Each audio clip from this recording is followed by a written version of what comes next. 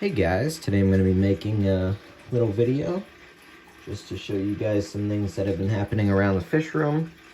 I haven't made a video in quite a little while, mainly because I've had nothing important to say and everything has just been, going, pretty smoothly and nothing really super interesting has came up.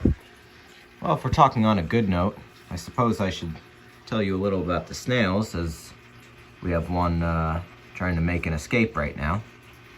Nah, I'm just kidding. These things don't like to climb out of the water too much. Looks like he's just getting some air. But, let me explain. All the snails in this tank are related. I originally bought an Amazon sword from Petco, and I got a few I believe ram's horn snails off of it.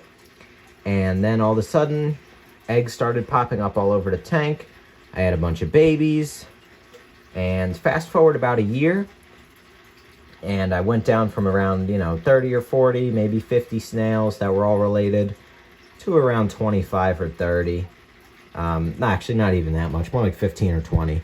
A lot of them died just from, natural causes or getting caught in the siphon. Sometimes that unfortunately happened, or, whatever the case may be, transporting decor from tank to tank, and then they get stuck on it and eaten by loaches. That happened a few times.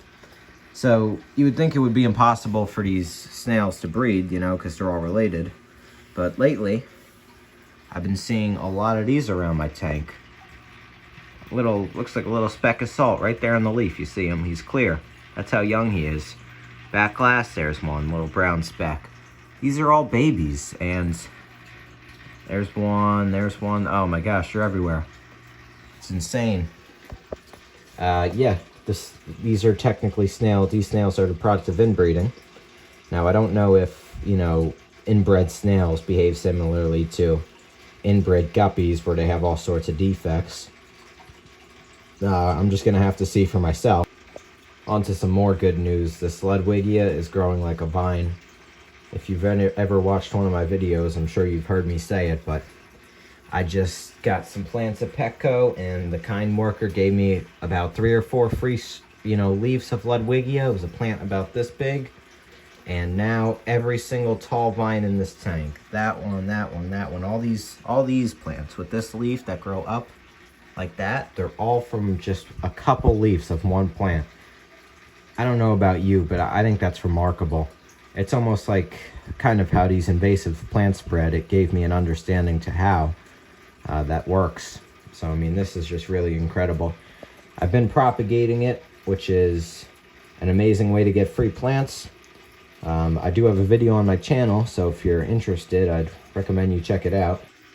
And it might be another thing I sound like a broken record talking about, but man, these polar parrots are doing phenomenal. This little female polar parrot that I picked up around Memorial Day weekend has just grown so much. You can look at the picture on the screen for the comparison, and now you can look at the picture of them next to each other now. It's just unbelievable. He's making a wake on the water like he's a boat. Look at that finning. Wow. All right, get this one. There you go. All right, so right here we see a really large Corydoras catfish. I bought a couple of them. Unfortunately, the other ones didn't end up lasting too long. So this guy, unfortunately, is being kept alone, which isn't ideal. But what I want you guys to notice is how large he is. He's a wild-caught Corydoras catfish, and he's around 3.5 inches. This is the biggest Corydoras catfish I've personally owned and ever seen. It's really remarkable I was even able to get my hands on this thing. Alright, well, hopefully you could find that video a little interesting. And I'll see you next time. Have a nice day.